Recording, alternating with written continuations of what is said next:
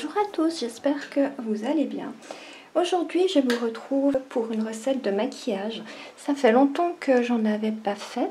Ces temps, je suis plutôt inspirée parce que j'aime bien les produits qui se font actuellement. La mode de ces derniers temps, qui est assez naturelle, avec des glosses, avec des bébés crèmes ou des fonds de teint très naturels. Je préfère les maquillages qui font naturel, make-up, no make-up. Alors aujourd'hui, j'ai décidé de vous retrouver pour un gloss.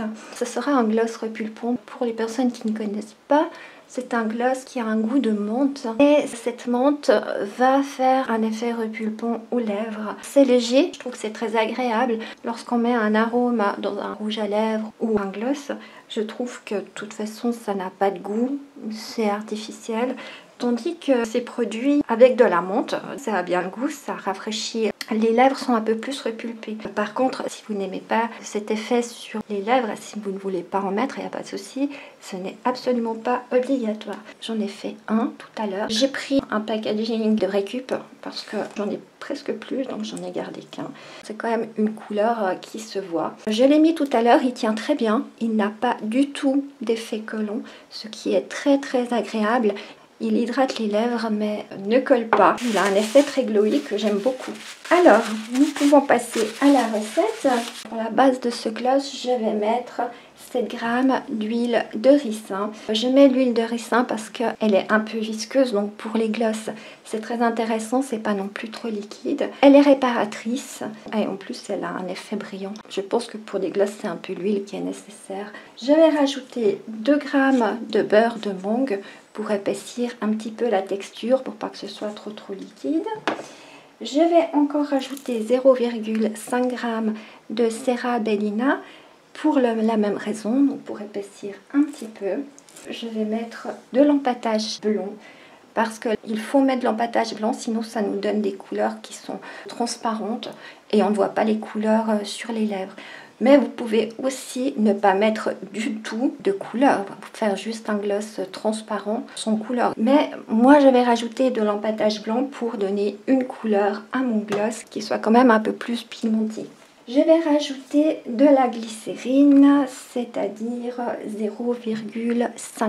C'est pour le côté brillant et le côté glissant sur les lèvres pour que justement notre gloss ne colle pas. Et je vais rajouter 0,4 g de cristaux de menthol. C'est à gérer selon vos goûts, si vous le voulez très mentholé ou moins mentholé. 0,4 c'est quand même pas mal mentholé, mais j'aime bien, donc voilà, à vous de voir. Et je mettrai 2 gouttes de vitamine E. Voilà, nous pouvons passer à la recette. J'ai décidé de faire un gloss dans les tons corail. Donc je vais essayer de le faire avec ces deux pigments. Peut-être qu'il faudra que je rajoute autre chose et bien sûr de l'empâtage blanc. Actuellement, je suis très dans le corail, donc je vais essayer de faire ce gloss corail. Concernant l'empâtage blanc, j'ai décidé de plus en acheter. Ça m'énerve. Je trouve qu'il n'est pas pratique à utiliser, donc je le fais moi-même avec du dioxyde de titane et de l'huile de ricin. Nous pouvons passer à la recette.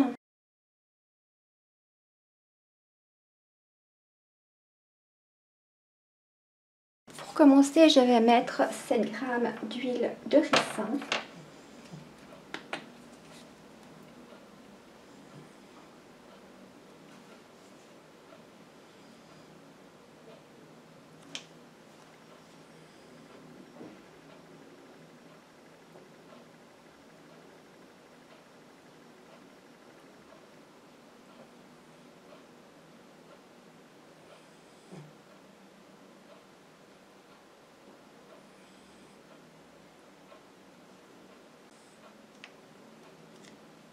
« 2 g de beurre de mangue.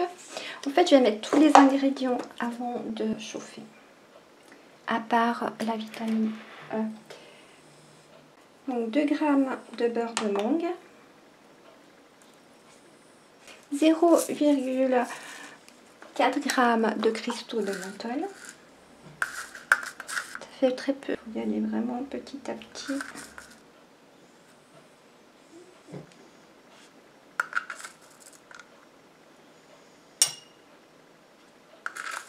Ça suffira. 0,5 g de Cera-Bellina.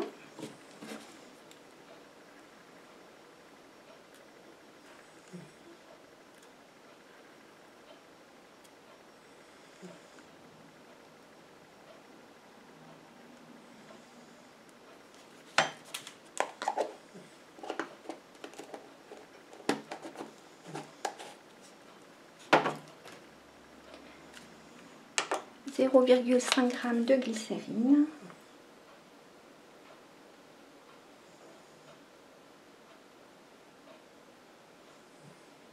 Et là, je vais faire mon empâtage blanc. Je prends un petit peu de dioxyde de titane que je viens mettre dans mon petit récipient.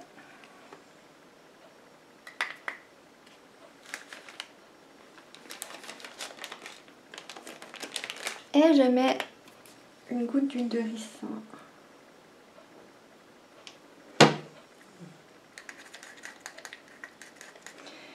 Et j'en remets, j'en rajoute jusqu'à ce que j'obtienne la consistance que je veux.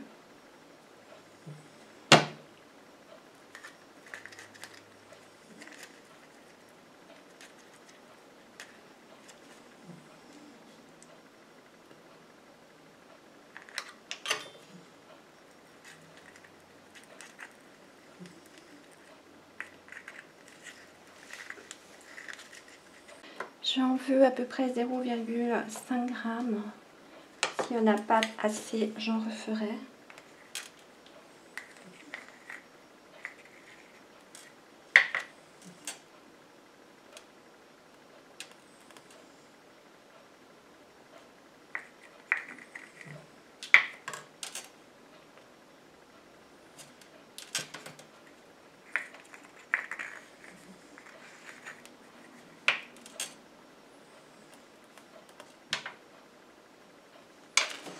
Juste.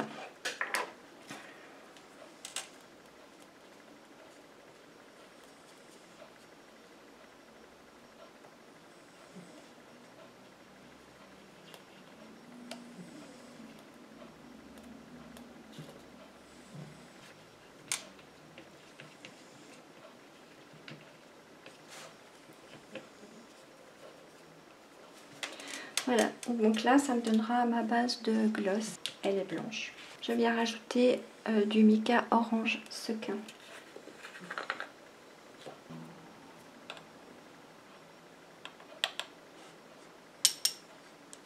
On y va jusqu'à ce qu'on obtienne la couleur qu'on veut.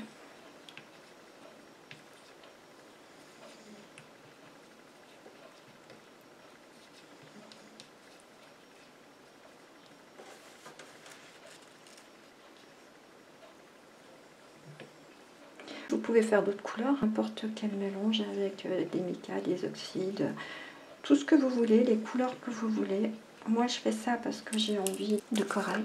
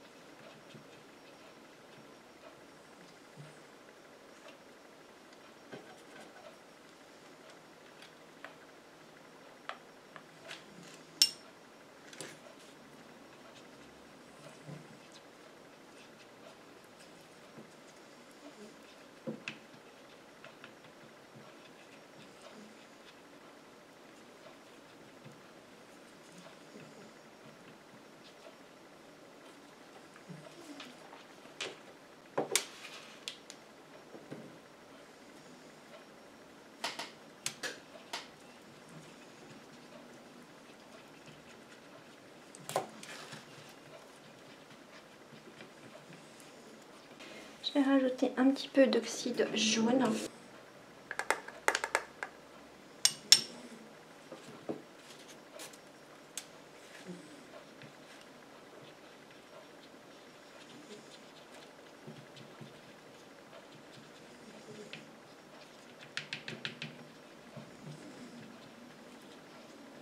On peut tester sur la main pour voir la couleur que ça fera.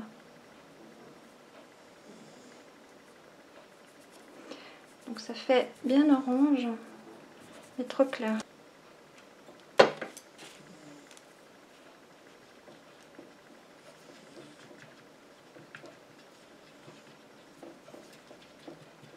On y va comme ça jusqu'à ce qu'on obtienne la couleur que l'on veut.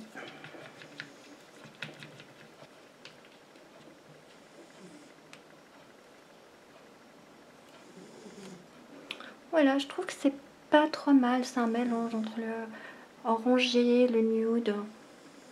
Elle est pas mal. Je vais mettre ça à chauffer au bain-marie. C'est fondu. Je rajoute mes 2 gouttes de vitamine E.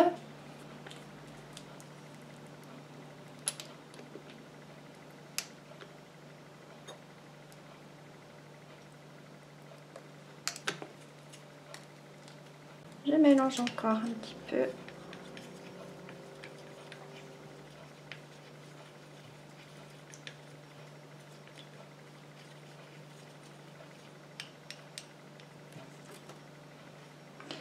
Et je viens couler dans mon petit pot.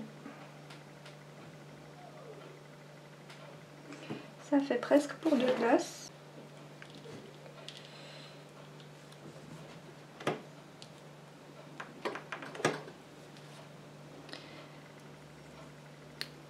Mon premier gloss est terminé et là, il me reste presque encore pour un gloss. Je n'ai plus de contenant à gloss, donc je vais prendre un contenant à vernis à ongles et je vais changer un petit peu la couleur. À l'intérieur, je vais essayer de mettre un peu de mica cuivre. Je ne sais pas ce que ça va donner, je vais à tâtons.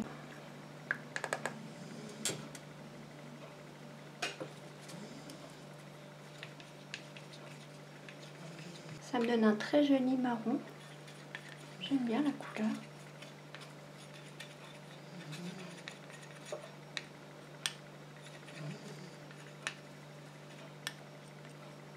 Je viens verser ça dans mon pot.